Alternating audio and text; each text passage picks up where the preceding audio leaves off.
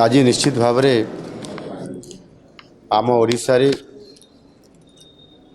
शिक्षा क्षेत्र में एक गोटे बड़ जो जातीय कर्मशाला ये आरंभ होती एभली एक ऐतिहासिक दिन जो कि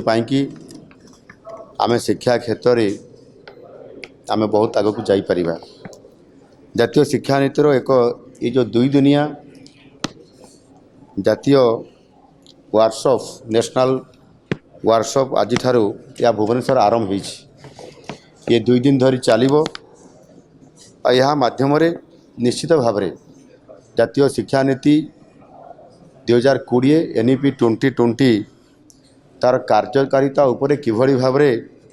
ये नुआ नुआ दिग एवं नुआ नुआ विषय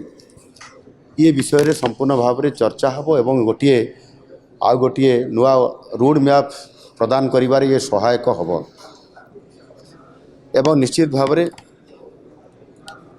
ये भारत को विश्वर एक नॉलेज सेंटर बा नॉलेज कैपिटल हिसाब से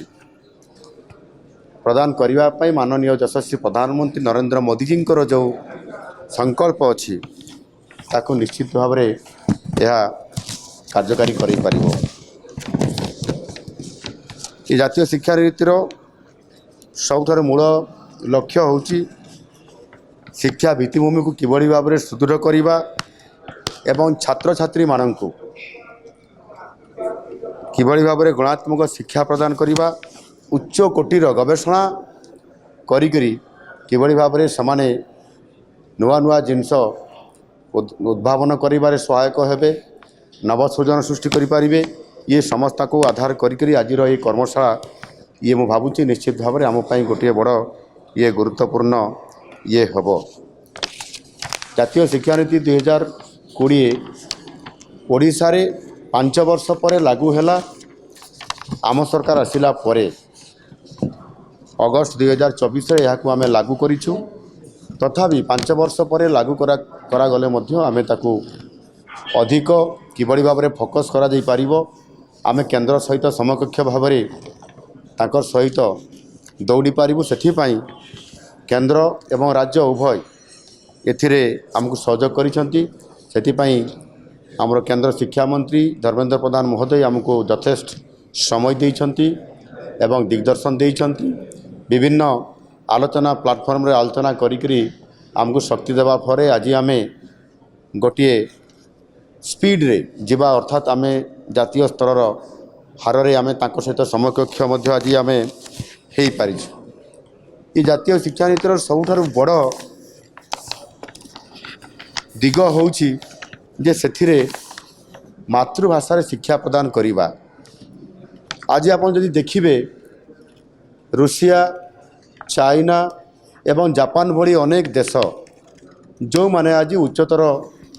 शिक्षा पाई निज भाषा रे ही समाने सेथिरे प्रयोग करी एवं निज भाषा रे समाने ज्ञान अध्ययन करी आज समाने नवसृजन सृष्टि करी नुआ जिनस उद्भावन करी आज विश्व रे अद्वितीय होकर समाने अछंती एवं सेथिपाई निश्चित भाव में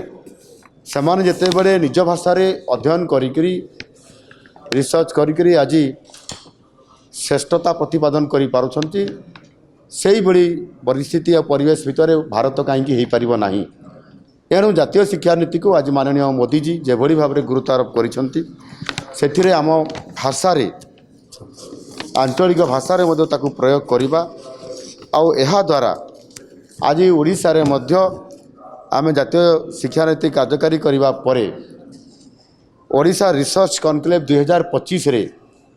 600 रु अधिक रिसर्च पेपर पब्लिक सभा ये मत आम पाई गोटे शुभंकर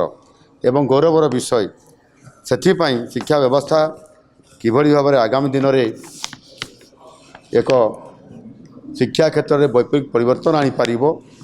आ सेथिपाई आमे ताकू गुरुत्व आरोप करुछु। सेथिपाई शिक्षा व्यवस्था रे मध्य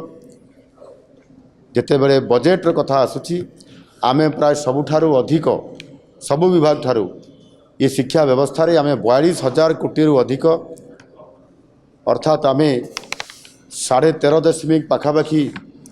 ये बजेट रे व्यवस्था करिबा एवं राज्य जीडीपी रो मध्य यहाँ 3.8% रु अधिक रहिबा यह निश्चित भाव में शिक्षा क्षेत्र में शिक्षा को गुरुत्व देवा एवं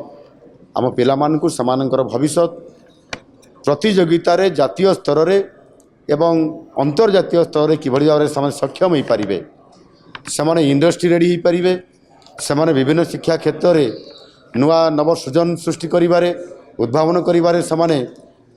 शक्ति पाई पारिबे सेथिपाई तार समस्त शैक्षिक व्यवस्था भितर रखिक काम करने आज सरकार जत्नवान अच्छा आगामी दिन निश्चित भाव में आम सफल हबू।